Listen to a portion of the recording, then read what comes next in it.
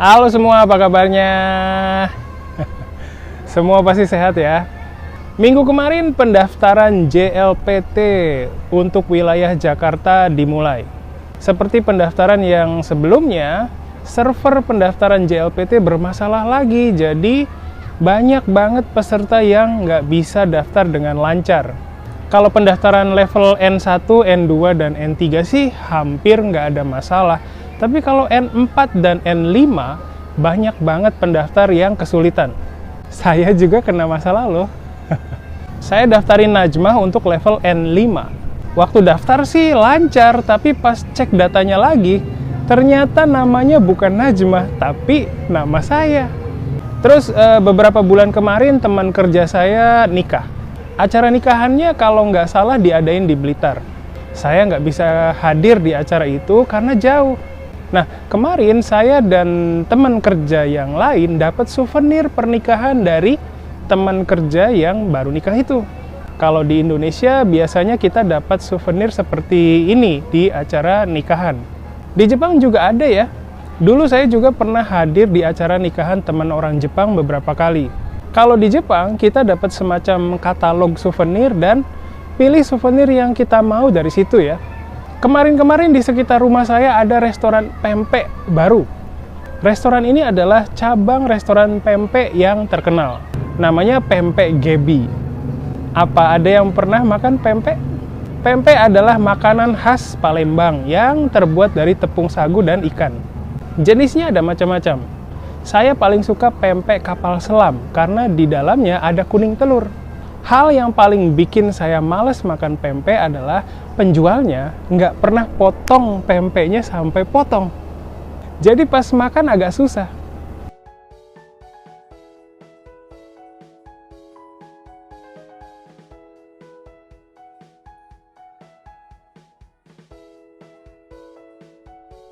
Oke, itu tadi catatan saya minggu kemarin.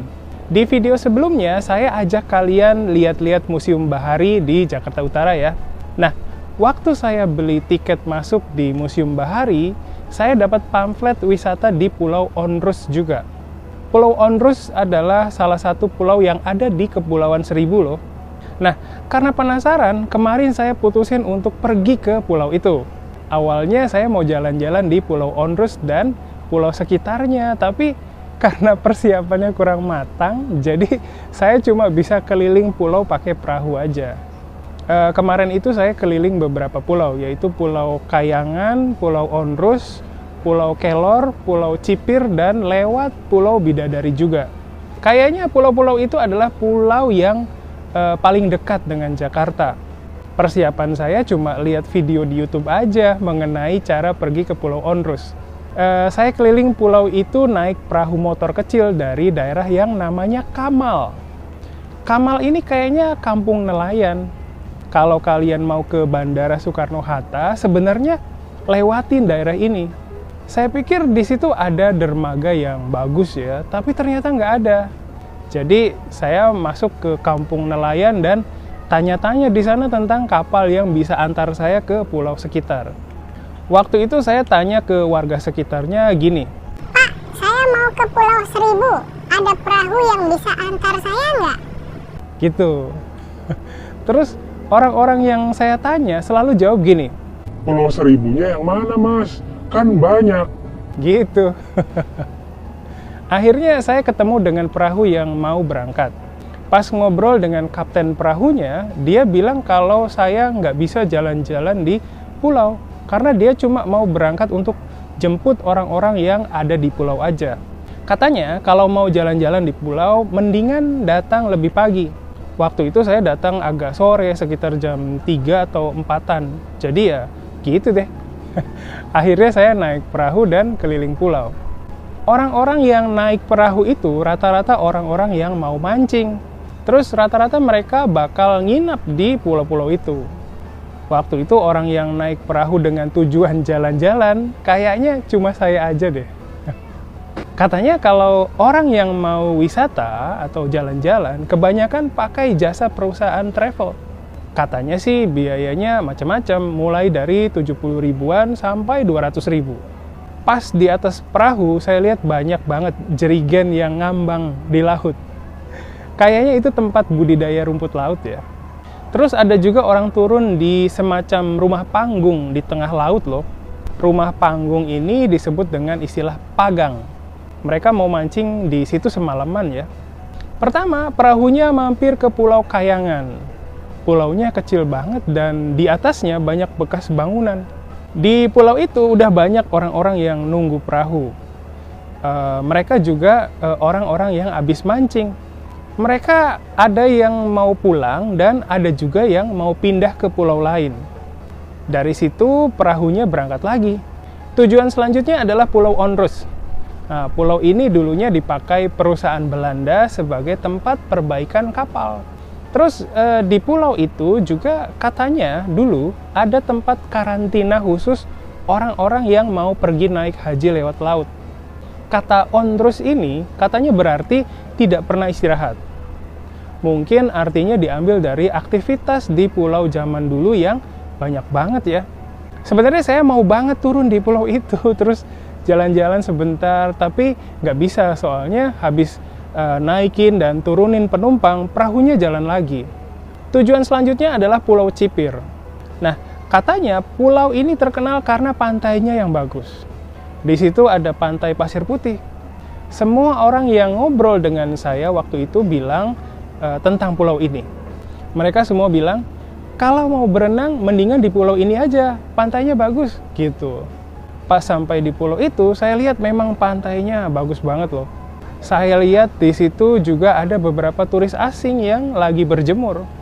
Pas di sana, ada rombongan ibu-ibu yang naik perahu. Kalau rombongan ini bukan habis mancing ya, tapi kayaknya habis piknik di pantai Pulau Cipir. Di situ juga katanya kita bisa diriin tenda sendiri dan nginap. Awalnya saya mikir kalau nginep di sana serem kali ya. Nggak ada siapa-siapa, tapi pas perahunya jalan, di bagian lain dari pulau itu, saya lihat ada warung. Habis dari Pulau Cipir, perahunya kembali lagi ke Kampung Nelayan. Saya agak nyesel sih soalnya nggak bisa jalan-jalan di pulau, tapi saya nikmatin banget perjalanan saya pakai perahu.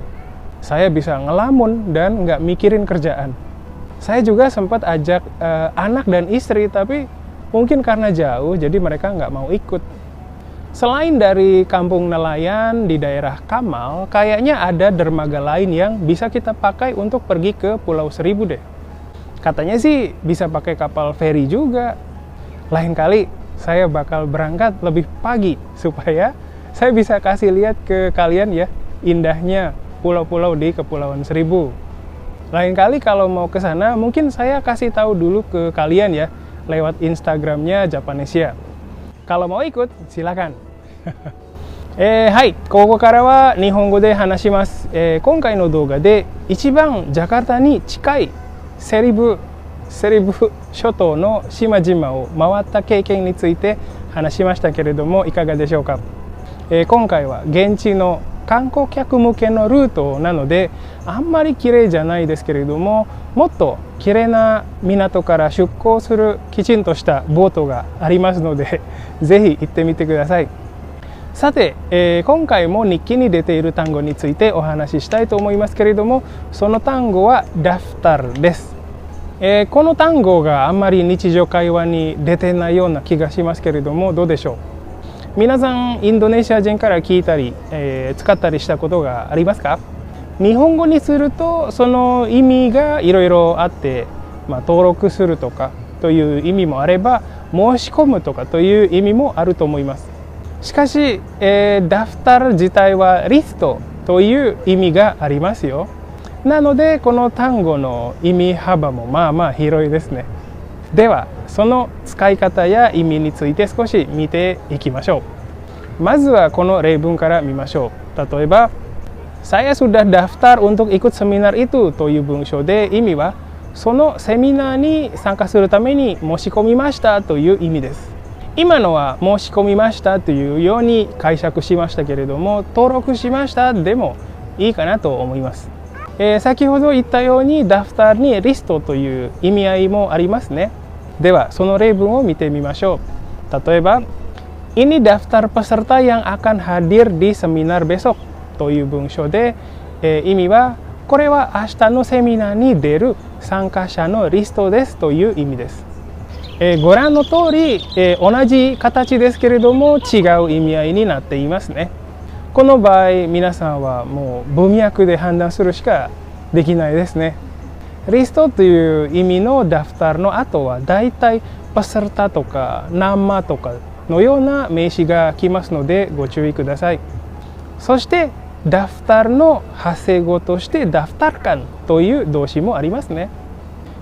意味合いはだいたい申し込むとか登録するという意味のダフターと同じですけれども、その後に申し込む人を指す単語が出てくる場合もあります。例えばkemarin saya daftarkan Najmah di ujian kemampuan bahasa Jepang という文章で、意味は、昨日ナジマを日本語能力試験に申し込みましたという意味です。そしてこのような使い方もあります。例えば、Ayo daftarkan diri untuk ikut seminar itu という文章で、意味はこのセミナーに自分を申し込みましょうという意味です。daftarkan diri というのはよく出ているパターンかなと思いますので覚えておいてください。ダフターの例文を少し見てきましたけれども、難しいところがあったらですね、ぜひ声をおかけください。ジャパネシアに毎週このハリーナジャパネシアを書いていますので、わからないところがあったらですね、下にコメントを書いていろいろ質問してください。皆さんのアウトプット、そして私からのインプットとフィードバック、このやり取りがとても大事です。Itu dulu sementara ini, sampai ketemu lagi di konten berikutnya ya. Bye bye.